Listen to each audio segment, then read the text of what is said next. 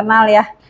Saya Tami, saya teman dari Bu Desi dan Pak Imam, juga beberapa teman di sini. Hari ini kita akan belajar sama-sama tentang hukum Taurat. Ini adalah materi dari Discipleship Evangelism level 3, tapi kita akan belajar dulu untuk yang pelajaran ke-8 ya. Tentang bagaimana menggunakan hukum Taurat. Oke, sebelum kita mulai, mari kita sama-sama satu dalam doa supaya kita minta Roh Kudus sendiri yang pimpin kita ya. Oke, mari Bapak Ibu kita satu hati dalam doa. Bapak Surgawi, Bapak yang kami kenal di dalam nama Tuhan Yesus Kristus, terima kasih untuk malam ini Tuhan, setiap kami boleh hadir di sini untuk kembali mendengarkan kebenaran firman-Mu. Roh Kudus Engkau yang beracara dari awal hingga selesai Tuhan, dan izinkan kami untuk boleh mengerti apa isi hati-Mu. Berikan kami telinga seorang murid Tuhan dan hati seorang murid, supaya kami boleh menjalankan apa yang Engkau inginkan dalam kehidupan kami sehari-hari. Terima kasih Roh Kudus, Engkau yang beracara, dan biarlah segala kemuliaan hanya bagi Yesus Kristus Tuhan dan Juru Selamat kami yang hidup. Haleluya, amin. Sebelum saya mulai, saya mungkin kenalan dulu ya. Karena saya banyak melihat wajah baru di sini, benar ya? Jadi saya mohon maaf ya. Tadi saya agak salah rute. Jadi saya ke tempat yang lama, kaget saya udah nggak ada gitu. Terus udah lama sekali. Oh, udah lama sekali. Jadi begitu ke sini saya ketemu kelasnya ternyata bertambah itu sebuah sukacita yang luar biasa ya. Latar belakang saya bukan pendeta ya Bapak Ibu. Saya profesional di dunia medis dan saya belajar kebenaran Alkitab ini. Dulunya saya pikir saya bukan mau jadi seorang pendeta gitu ya. Ngapain belajar kebenaran firman Tuhan? Tapi ternyata setelah belajar tentang kebenaran firman Tuhan dan dapat pewahyuan, hidup saya berubah. Jadi kayaknya nggak bisa hidup tanpa firman Tuhan gitu. Nah, saya rindu lewat pelajaran ini yang disampaikan bukan hanya oleh saya, tapi lewat teman-teman yang lain, Bapak Ibu juga bisa menikmati arti kekristenan itu sendiri. Ya, suami saya 1, anak saya 3. Oke, kita masuk aja ya ke... salah ngomong, terbalik ya. Oke, hari ini kita akan belajar tentang hukum Taurat. Ya. Mungkin dari kita banyak yang tahu hukum Taurat itu apa. Boleh nggak saya sedikit interaksi sedikit ya dengan teman-teman?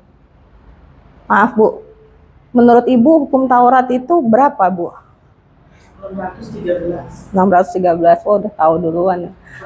Udah diajarin ya.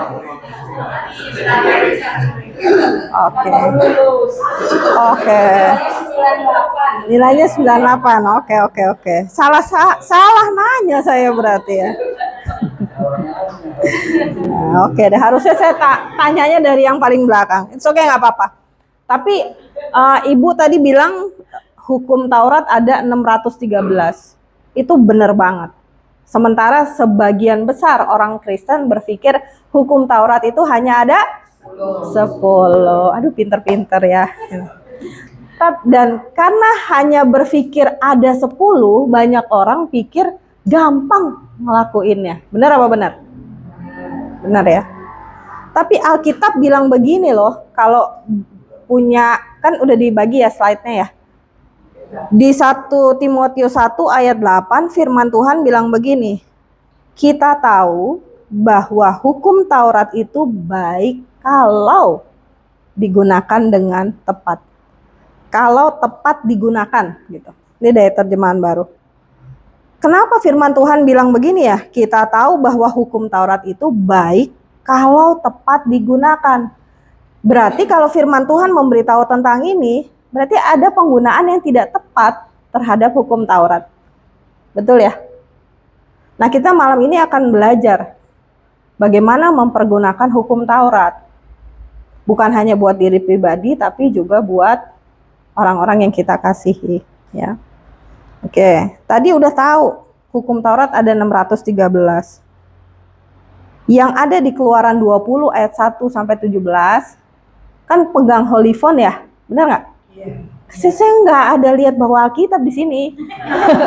Bawanya holy phone semua, benar ya? Holy gadget. Keluaran 20 ayat 1 sampai 17 itu tentang apa Bapak Ibu? Ayo. Tentang 10 ke 10 firman. Keluaran 20 ayat 1 sampai 17 itu 10 hukum Allah ya. 10 commandment. Siapa yang pernah lihat filmnya? Iya, Musa. Itu filmnya jadul banget gitu ya. Tapi itu terkenal sekali dan membekas di setiap pikiran dan hati orang Kristen. Jadi berpikir bahwa hukum Taurat hanya ada 10. Tapi pertanyaan saya sebelum ke sana, sebetulnya hukum Taurat ini buat siapa sih? Bangsa Israel. Kita bangsa Israel bukan? Bukan ya? Kita bangsa Israel tapi cangkokannya bener ya? Kan bener karena Yesus kan? Tapi sejujurnya kita bukan orang Israel. Tapi kenapa kita dikasih hikmat sama Tuhan untuk tahu tentang hukum Taurat supaya kita bisa tahu bagaimana penggunaan hukum ini dengan benar. Ya. Jadi pertanyaan saya nih ya. Kalau 10, tadi ada yang bilang gampang nggak dilakukan? Oh, gampang. Coba Bu tadi yang bilang 613, kira-kira nih Bu ya.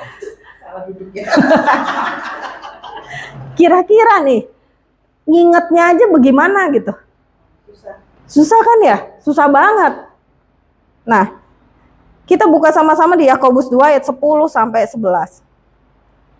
Firman Tuhan bilang begini, sebab barang siapa menuruti seluruh hukum itu, tetapi mengabaikan satu bagian daripadanya, ia bersalah terhadap seluruhnya.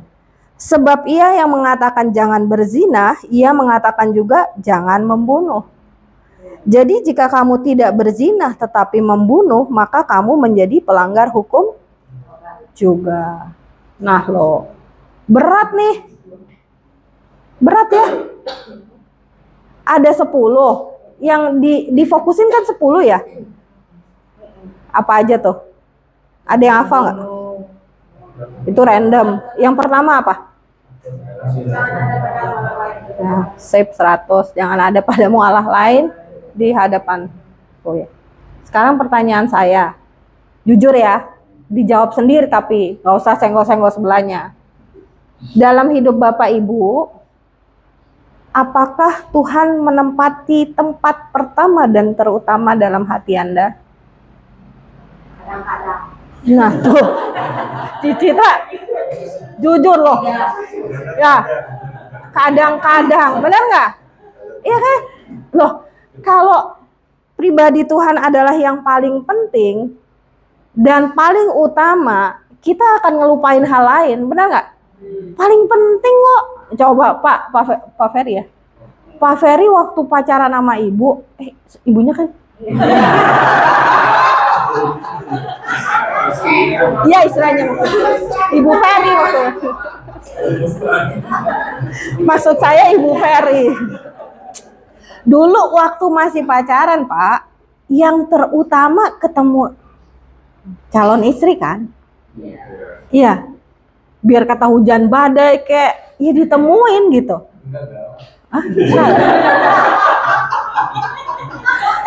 Tapi sekarang coba balik ya. Dalam keseharian kita sama Tuhan, kita taruh dia di tempat yang terutama dan pertama nggak sih? Pagi hari waktu bangun, apa yang Bapak Ibu lakukan? Ambil handphone. Hebat saat teduh. Ci, apa Ci? Ambil handphone. Ambil handphone ngapain? Baca apa dulu? Baca chatting. Wah, ini jujur loh, ya kan? Oh benar. Ada yang baca chat, ada yang cek email, ada yang cek apalagi IG, ya kan benar nggak? Cek saldo. Bener kan? Kali-kali tadi malam ada yang transfer kan gitu. Jadi kalau yang langsung bangun doa saat teduh berarti ya itu Tuhan tempat pertama. Tapi yang lain belum. Kan tadi saya bilang jujur ya, iya belum kan? Berarti, nah, oh mak merapat dulu ya. Oh iya, itu benar. Itu benar banget, Bu. Nah, jadi untuk hukum pertama aja kita melakukannya apa enggak? Belum. Kadang ingat, kadang enggak, ya kan? Terus ada juga yang bilang apa tuh? Jangan membunuh. Definisi membunuh, banyak orang pikir, gue nggak bunuh dia, orangnya hidup aja kok gitu. Tapi Tuhan Yesus tuh naikin level itu. Jangan membunuh tuh, Tuhan bilang ini, kamu benci saudaramu tuh artinya kamu membunuh dia loh. Nah saya tanya lagi nih, jujur lagi, ada nggak saat ini kalau saya tanya, ada nggak orang yang paling Anda sebelin dalam hidup?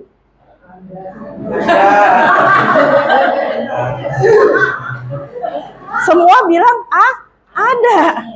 Jadi kita melakukan perintah itu nggak? Agak sih gitu. Tapi kalau mau jujur, enggak kan? Loh, ini sekali lagi. Di Yakobus 2 ayat 10 sampai 11 bilang, kamu nggak melakukan satu aja, kamu dianggap gagal melakukan semuanya gitu. Nah, banyak orang percaya berpikir begini, kalau saya bisa melakukan semuanya, nggak usah semua deh, 50% aja. Wah, Tuhan pasti berkenan sama saya. Saya nggak. Di hukum Allah ini ya, hukum Taurat ini kan ada ya perintah gini, kuduskanlah hari Sabat, ya kan? Kuduskanlah hari Sabat. Sebetulnya Sabat tuh apa? Sabat itu kan perhentian sama Tuhan. Tapi banyak orang berpikir hari Sabat itu hari Sabtu.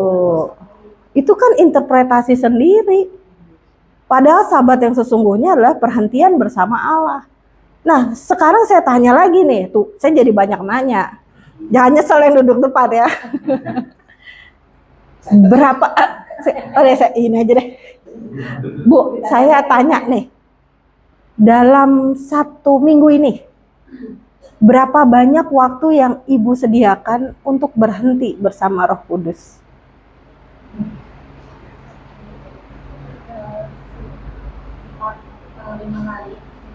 5 hari. Ada nggak yang waktu benar-benar khusus saya cuma pengen hari ini saya habisin sama Roh Kudus?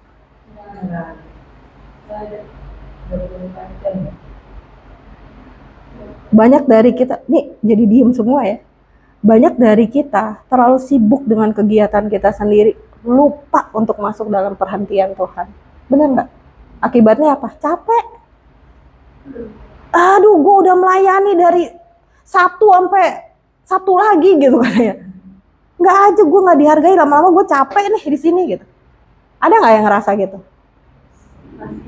Pasti ada ya. Tahu nggak, ketika kita capek melakukan sesuatu, artinya kita sedang bersandar dengan kekuatan kita sendiri. Termasuk dalam kegiatan pelayanan. Berdasarkan statistik, banyak hamba Tuhan yang mundur. Karena apa? Karena dia tidak masuk ke dalam perhentian dengan Tuhan. Akibatnya burnout, jenuh. Bapak Ibu nggak usah bicara soal kegiatan pelayanan lah. Ini yang udah menikah nih, saya tanya nih ya. Tanya lagi. Udah jenuh belum sama pasangannya? Ketawa. Beneran ini.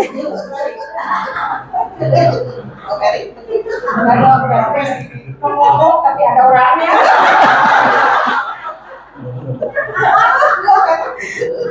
Wah, iya benar kan? Jenuh. Sekarang lagi ngetren tuh yang apa, grey divorce ya? Pernah dengar nggak di sosmed? Grey divorce, ya?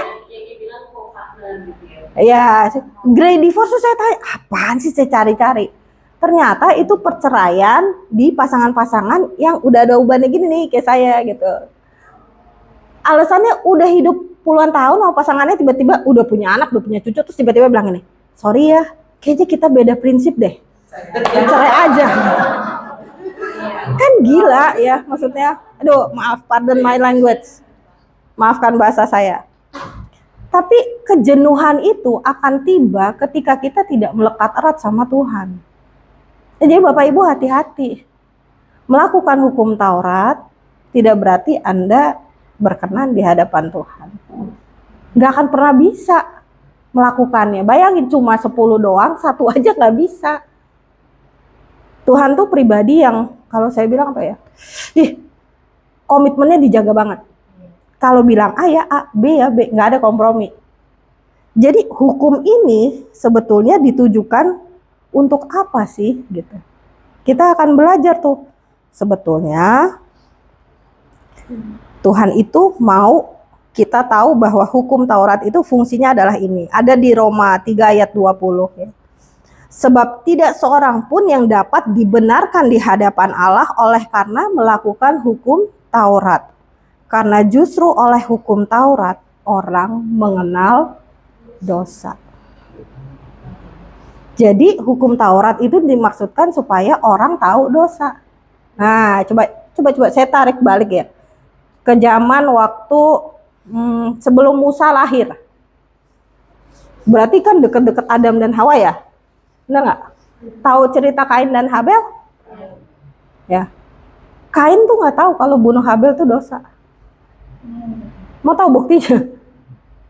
Waktu Tuhan tanya sama dia, mana adikmu? Padahal dia habis bunuh adiknya.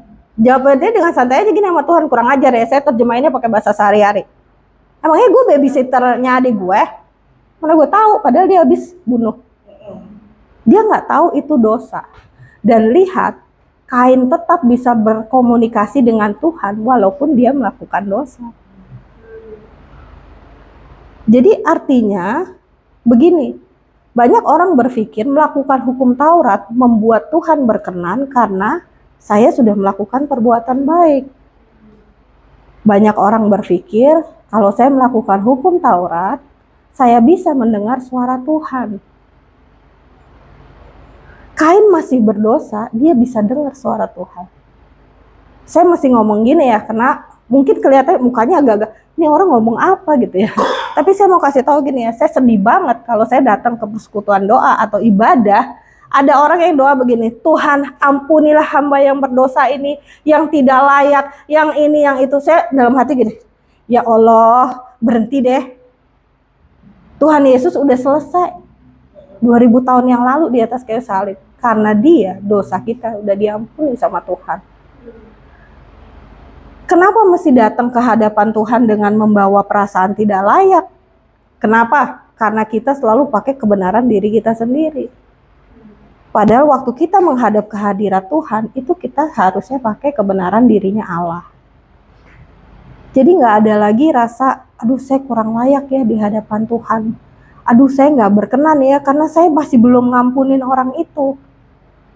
Ini lebih lagi kalau hamba Tuhan ya, habis marah-marah nih ceritanya, di rumah ada sesuatu gitu. Terus tiba-tiba dia harus menyampaikan firman Tuhan, itu ada loh tuduhan yang bilang gini, barusan marah, kok nyampein firman Tuhan? Saya nggak tahu di sini ada atau enggak. Contoh, baru aja, mungkin ada sedikit pertengkaran, entah sama suami, entah sama teman atau sama siapa, padahal harus mimpin komsel misalnya. Katanya pemimpin komsel, kok nggak bisa handle emosinya? Pernah nggak ngalamin gitu? Saya pernah. Contoh singkatnya aja kayak gini. Tadi muter-muter saya ya, karena saya nggak tahu lokasinya udah pindah gitu kan. Kalau saya mau nurutin daging saya bisa marah. Benar nggak? Tapi saya dikasih tahu, kamu mau berjalan dalam roh apa dalam dagingmu, emosi? Karena ini ya, guru kami di Barry Bennett bilang gini, berjalan dalam roh itu mudah kok. Nggak usah memilih tindakan-tindakan daging, nggak usah dilawan. Tinggal kita pilih, kita mau menjalankan apa yang Roh Kudus katakan pada kita lewat firman Tuhan. Contoh ya, saya ngasih contoh ini di kemarin, Jody ada deh ya, di persekutuan, di kelas kemarin. Saya bilang ini, Bapak Ibu suka dengar musik nggak? Suka ya? Pernah nggak sih punya lagu kenangan sama mantan? Nggak pernah ya? Kayaknya takut ya kalau yang bawa pasangan ya. Oke sih. Saya zaman dulu nggak ada. Nggak ada lagu ya. Oke. Sekarang saya tanya ya, kalau dengerin suatu lagu yang isinya nostalgia gitu, ke bawah nggak emosinya? Ke bawah. Terus jadi inget kenangan-kenangan masa lalu gitu ya. Saya perlu kasih tahu ya, nginget-nginget itu badan kita tuh nggak bisa bedain tuh terjadi dulu apa sekarang loh. Responnya sama. Dan jadi kalau dengerin musik hati-hati juga, nggak usah denger musik-musik yang bikin semangat down. Kan pilihannya adalah kita menikmati atau kita pasang lagu baru. Lagu baru di mana kita memuji Tuhan dan ada sukacita di dalamnya, kan gitu. Kita nggak perlu ngelawan tuh lagu kan, lagunya diputar tapi saya menolak kenangan tentang dia, penyanyinya terus nyanyi kita tetap ingat kan gitu. Yang kita lakukan hanyalah memutar lagu yang lain gitu. Itu sama juga halnya waktu kita berjalan dalam roh. Seperti itu, nggak usah dipikirin, tapi kita memilih kebenaran dirinya Kristus dalam kita. Kan udah lewatin pelajaran identitas di dalam Kristus ya. Oke, jadi kita sekarang tahu bahwa hukum Taurat itu dimaksudkan supaya umat manusia mengenal dosa. Ada standar yang begitu tinggi yang Allah tetapkan. Untuk bisa datang ke hadirat Allah, kita harus mengikuti standarnya Allah. Dan ini dari tadi kita bahas, nggak bisa kita lakukan dengan kekuatan sendiri. Hanya bisa kita lakukan ketika kita menerima Yesus sebagai Tuhan dan Juru Selamat kita. Kita nggak layak, nggak ada yang layak. Tapi karena itu hadiah dan kita menerimanya, kita dilayakkan untuk datang ke tahta kasih karunia dan mendapatkan pertolongan kita tepat pada waktunya. Benar nggak? Nah, banyak orang salah paham tentang ini. Jadi berpikir, oh kalau saya berbuat baik, Allah berkenan pada saya. No, tadi Ko Imam udah bilang di depan pembukaannya. Kita melakukan perbuatan baik itu sebagai respon kasih Allah kepada kita. Jadi bukan berdasarkan perbuatan baik kita layak di hadapan Tuhan. Bukan. Kita benar-benar dilayakkan karena kita menerima Kristus. Murid Yesus melakukan perbuatan baik nggak? Iya. Tapi bukan karena mencari perkenanan Tuhan. Tetapi itu sebagai respon. Dia udah lebih dulu sayang sama saya. Respon saya ke dia gimana? Iya, saya mengasihi sesama saya. Saya menjadi orang yang mudah mengampuni. Ya, dari tadi kan saya tanya, ada nggak satu orang yang disebelin banget? Ada, semua jawab gitu. Nanti pulang ke rumah tolong ya Bapak Ibu doain orang itu. Dan rasakan pergumulannya saat mendoakan orang itu. Gak gampang. Tapi jadi murid Yesus, respon kita haruslah benar. Melakukan perbuatan baik bukan untuk menyenangkan hati Tuhan. Tuhan udah seneng kok sama kita. Tuhan udah sayang sama kita. Karena Yesus, bukan karena kita. Tapi perbuatan baik itu sebagai respon kasih Allah kepada kita. Oke ya. Nah, saya mau kasih tahu nih. Banyak orang menganggap gini ya. Tuhan tuh nggak ada. Banyak kan? Di sekeliling kita tuh banyak. Nggak usah jauh-jauh deh. Banyak orang ngaku percaya, tapi nggak menjalankan perintah Tuhan gitu. Ya, sama aja dia nggak mengakui keberadaan Tuhan, tapi Tuhan itu kasih kita hati nurani. Hati nurani ini, mau orangnya beragama atau enggak, semua tahu dan mengakui Tuhan itu ada, sadar atau nggak sadar. Saya kasih contoh ya, siapa yang pernah naik pesawat? Saya rasa semua udah pernah naik pesawat.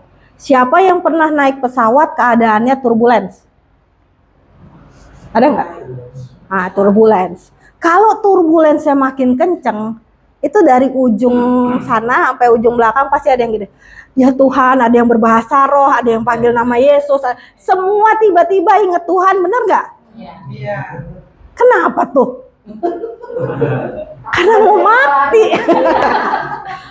Ada yang pikirannya, aduh jatuh jadi rempeyek, bener nggak? Kalau jatuhnya masih ketemu. Kalau jatuhnya di laut, udah nggak ada fisiknya kan gitu. tiba-tiba orang jadi ingat Tuhan. Ya kan? Jadi sebetulnya ada kesadaran di dalam diri orang itu bahwa Tuhan itu ada. Jadi Bapak Ibu, kalau Bapak Ibu tahu fungsinya hukum Taurat, Bapak Ibu bisa mengabarkan Injil kasih karunia ini kepada orang lain tanpa rasa takut. Kenapa? Karena memang tanpa rasa takut, karena sebetulnya ada potensinya. Semua orang tahu Tuhan itu ada. Gitu. Jadi sekali lagi saya ingetin tadi di 1 Timotius 1 ayat 8, kita tahu bahwa hukum Taurat itu baik kalau tepat digunakan. Jadi hukum Taurat itu sebetulnya sebagai rambu, ngasih tahu tuh orang-orang yang belum mengalami kasih karunia bahwa ini nggak boleh, itu nggak boleh, ini nggak boleh, do and don'ts. Sekarang saya tanya lagi gitu ya, do and don'ts itu diberikan kalau apa? Kalau kita ketemu anak-anak kecil, bener nggak? Dek, nggak boleh ini ya, dek yang ini boleh, bener nggak? Sekarang lagi ngetren tuh, jangan ya dek, jangan gitu. Kita akan kasih tahu anak kita jangan main api ya, bahaya, panas, udah cukup tahu. Jadi anak kecil cuma tahu, oh api itu bahaya ya, panas ya. Tapi seiring berjalannya waktu, tambah dewasa, anak ini jadi tahu api itu emang berbahaya kalau nggak tahu cara menggunakannya. Benar apa benar? Tapi kalau tahu cara menggunakannya, bisa buat masak loh, bisa buat penerangan loh di tempat yang nggak ada lampu, kayak gitu kan. Nah sama, kita waktu mengabarkan hukum Taurat ini kepada orang-orang yang belum tahu tentang dosa, fungsinya sama, rambu-rambu itu. Dan kita perlu memberitahu mereka bahwa tidak ada satupun orang yang mampu melakukan hukum Taurat itu menjadi berkenan di hadapan Allah. Itu hanya bisa terjadi ketika kita menerima Yesus Kristus. Gitu ya. Jadi hati-hati. Penggunaan yang salah akan hukum Taurat membuat orang tersebut akan terjebak dalam kondisi legalistik. Nggak boleh ini loh, nggak boleh itu loh, gitu. Nggak boleh, harusnya kalau ke gereja hari Sabtu, bukan hari Minggu. Nggak ada di Alkitab bilang gitu. Alkitab bilang kita bisa setiap saat masuk ke hadirat Tuhan. Mau hari Senin kayak Selasa kayak Rabu kayak Kamis kayak Jumat kayak Sabtu kayak Minggu kayak, kita bisa tetap datang. Tapi kalau kita nggak paham, bisa bayangkan betapa kita terjebak dalam hal-hal seperti itu. Gitu ya. Untuk pelajaran yang ke-8 ini, saya rasa cukup dulu sampai sekian.